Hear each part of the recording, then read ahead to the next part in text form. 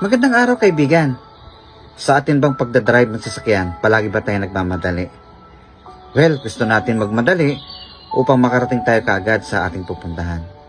Dangan lamang nakakalungkot isipin na sa sobrang pagmamadali ay nakakalimutan natin ang pinaka-importanting bagay sa atin.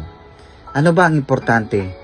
Ang makarating ng mas maaga o makarating ng ligtas at maayos upang makasama muli natin ang ating pamilya? Opo, pag tayo pa ay nakikipagkarera, nakikipagsiksikan, overtake dito, overtake doon, malapit po tayo sa kapahamakan. Marami na pong namatay dahil sa kawalan ng pag-iingat sa sobrang pagmamadali.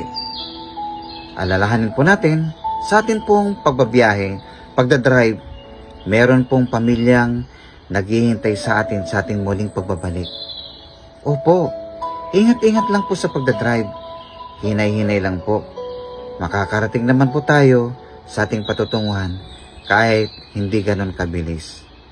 Mas mahalaga ang buhay mo, mas importante makakasama mo ang pamilya mo. Panginoon, dalangin ko po ang lahat ng mga driver, mga motorista. Patuloy na ingatan mo po sila.